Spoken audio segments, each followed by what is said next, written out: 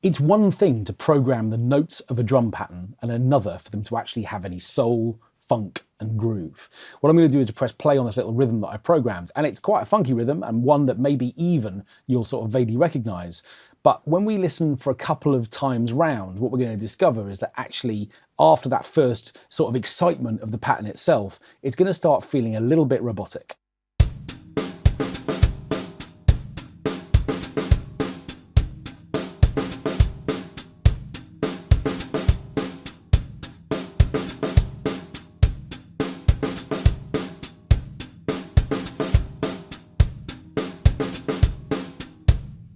Now, you might not be a Logic user, but you can see that from the fact that all of the notes are the same length, they're all the same color from a velocity point of view, which means that they're all exactly the same strength. And the fact that they're all completely tied to the grid maybe begins to explain why this begins to sound so robotic. It's quite a funky groove, and yet at the same time, it doesn't have any funk at all, really, because there's no give or take, there's no push and pull. Now, even if you got the world's best session drummer and asked them to play this pattern, what you would find is that, of course, you would get some timing variation because people aren't machines. And everyone has their own groove, their own sense of exactly where beats should fall. And in a pattern like this, what you'd probably typically find is that the little sort of grace note snares, the ones between the backbeats, would push on a little bit. They'd be a little bit faster because it's a little shuffling rhythm there, and usually those notes would come a little bit early. Also, they'd be quieter. We'd have a difference between the backbeat itself, where we actually wanted to really feel snare hits, and what might happen in between. So what we're going to do within this chapter is to begin to understand how we can kind of humanize a pattern a little bit if it's been programmed with individual hits like this using a pencil tool where every single note has gone in at the same velocity and the rhythm is unyielding. Now what I'm going to do to start with is I'm actually going to select all of the hi-hats and just mute those. And we're going to just concentrate on the kick and snare for a moment. And I'm going to start with velocity. I'm going to open up the sort of automation lane for this channel. And what this allows me to do is to see the velocities for the notes that I've programmed. And what I'm going to see straight away, of course, is that, as we can see, I've got this, this issue with the fact that every single note is the same volume. Now, actually, I said I was going to mute the hi-hat. What I'm going to do to start with actually is to throw it away altogether. So what we can see is just the notes for the kick and snare, and we're not getting confused by notes that are muted on top. So what I'm going to start by doing is saying, okay, well, where do I want the stresses of notes to come? Where do I particularly want to make sure that I'm feeling some extra weight, and where can it back off a little bit? Well, I definitely want a nice strong kick drum on the downbeat, and as I said, this first snare is also going to be a nice strong backbeat too. Now this kick drum here is probably a little bit less important than the first one. It falls halfway through a beat rather than actually on a downbeat itself. So I'm going to just back the velocity down a little bit and make sure that's a bit lower. And both of these snares are also going to come down. I want them to feel more like grace notes. So rather than proper full hits, they're going to be reduced in velocity. Now, I can't know whether or not that's too much or enough or not enough, because it depends on how the drums actually respond to velocity and the sort of multi-samples that have gone into the sounds that I'm using from BFD3. But I'll find out soon enough, and for now, it's going to be enough just to know that I've turned them down. I can always modify them a bit more. I probably don't want them to be exactly the same either. I might have this one be the quieter one, and then maybe the second time round, it can push on a little bit. Now, this kick drum here feels like it's building back up towards the end of the bar a little bit more as well. I'm going to back this one down a tiny bit more, and this one can be quieter than the one on the downbeat, but a little bit louder than the one before it. And maybe this snare hit is a little bit louder than the one that comes at the beginning of the bar. Now, the temptation, of course, would be to say, right, I've got variation in bar 1, and probably that will do in bar 2. After all, I've gone through and decided which strengths I want. It'd be very easy to throw all of these notes away and simply copy it. But then I'm not really, to be honest, addressing the issue of what I'm trying to resolve in the first place, which is that I don't want this to sound completely uniform. I don't want it to be the same from one thing to another. So what I'm going to do is to apply the same kind of logic. I basically am thinking, right, well, where do I want these individual hits to go? These are my two grace notes, but I'm not looking too hard at bar 1 in terms of exactly where I've put things. Instead, I'm thinking, right, well, probably that's going to produce a similar kind of shape without producing exactly the same values that I had in the same bar, and that might be enough for this to feel, at least from a velocity perspective, that suddenly now there's a bit more life in it.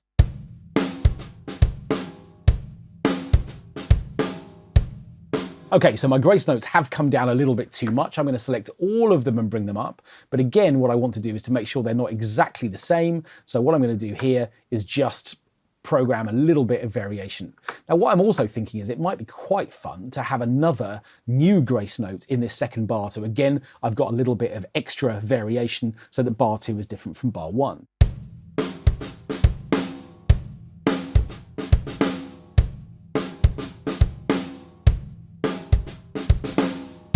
And I'm going to do the same thing here by putting in another kick right towards the end, and this is going to be nice and strong, so we get this sort of strong sense of it coming back in at the end. Okay, so from a velocity perspective, we've now definitely got some variation. It's starting to feel a little bit more real.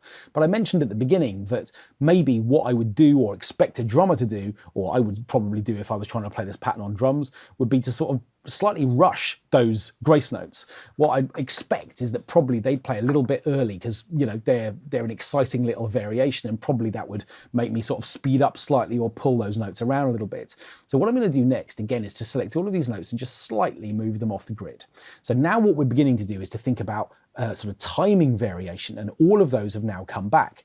Again, though, even though that's a nice idea, what I've done is move them all by the same amount, and because I've done that, we're not going to get a real sense of this having been sort of humanized, because by moving them all by the same uniform amount, they're all going to be the same amount out of time. So what I'm actually going to do is just to go through and make subtle little changes. I might move that one a bit further back towards its line, whereas maybe this one's the fastest of all. And what I'm also going to do is to slightly shift the position of my backbeat. I'm going to make that a little bit lazier. And again, each one's going to be subtly different, so that effectively we've just got something which is a bit more off the grid. Remember, all of the kicks are strictly in time still.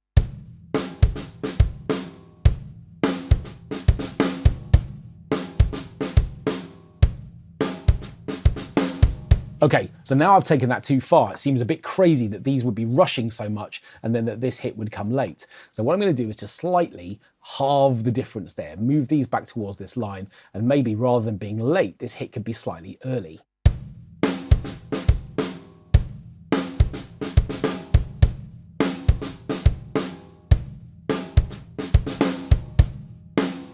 Okay, so we're just beginning to sort of feel this moving and ebbing and flowing a little bit more. And of course, what I'm also going to do is to just go through and just slightly shift the kicks as well, just going through each one in turn and just slightly pulling them around so that we get this slight sense of each one being just in a slightly unique place within the groove.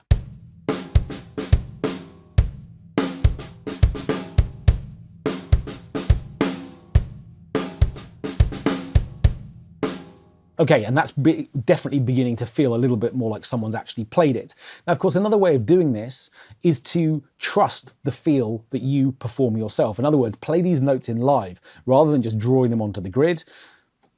Program a pattern using that approach, learn it, learn how to play it, and then re-record it. And that way, what you're going to get is your own human feel sort of put onto these notes, and therefore you'll know exactly where you've played them. And of course, you can go through and quantize anything you want to, or move notes nearer to the grid lines if they're not feeling right. But what you'll get is a sense of performance, which is ultimately what we're striving for here.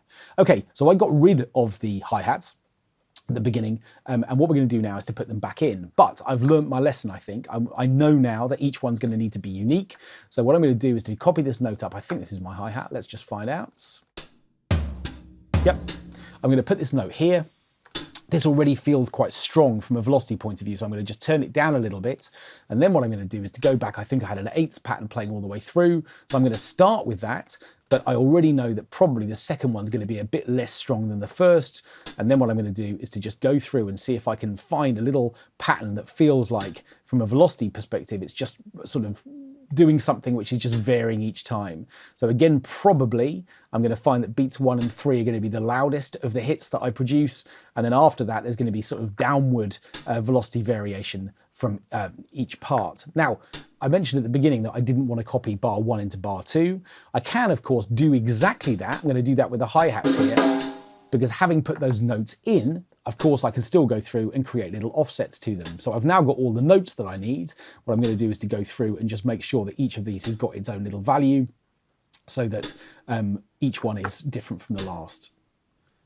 Now, of course, the other thing about these hats is they're absolutely strictly in time. So we're going to do the same thing that we did with the kick and snare, which is just to go through and produce a little bit of variation to these as well, just putting them around, taking them off the grid lines a little bit, thinking a little bit about what might rush and what might drag, and I've taken that both of those together, so I'll just move that one back. And in no time, really, I can just go through these hits and just produce little variations so that we're off the grid.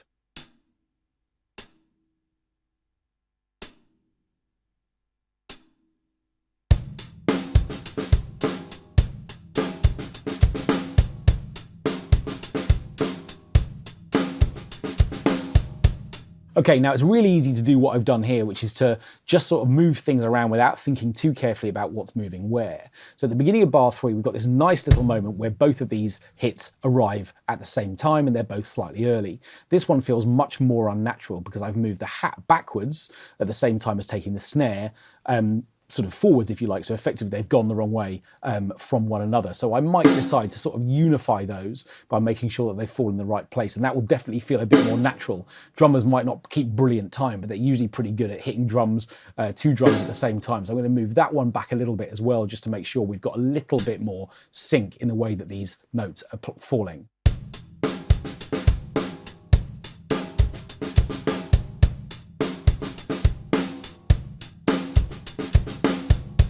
Okay, so we've suddenly got something which just definitely feels a bit looser. Now, if you suddenly think, you know what, actually I've gone too far, things are now way out and I don't want them to be quite this much, well, that's fine. What we could do now from this point would be to select everything and come to a quantized value that's less than 100%. So having selected all of these notes, what I could do would be to say, okay, I do want to quantize them, and maybe I want to bring a little bit of swing to this rhythm as well, but I definitely don't want to just quantize 100%. That would look like this, where suddenly every single note goes back to a grid line. What I'm going to do instead is just to back this down from a strength point of view to maybe 50%. I didn't move everything that much, but what I want to do is to just experiment with moving things halfway back to an absolutely perfect timing position.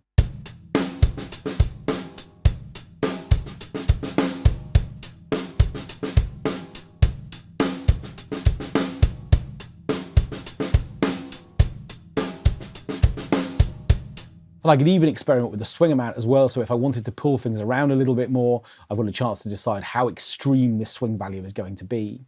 So you can see that in just a few minutes, what I can do is to take a completely programmed, note by note, every velocity, every length, every strength of note being exactly the same, to something which just breathes a little bit. Yes, I have to be a bit careful, making sure that I keep kicks and hats maybe playing at the same time, and obviously what we've also discovered is that I can go back and sort of re-quantize anything which feels like it's become a little bit too loose.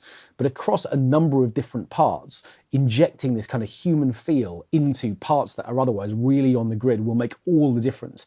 Put simply, particularly with acoustic drums, you're never going to have those parts played by a drum machine and have them feel like a real drummer. Even the best session players in the world aren't machines, and in fact, those best session players in the world get hired because of their innate sense of groove, not because they can sound like machines.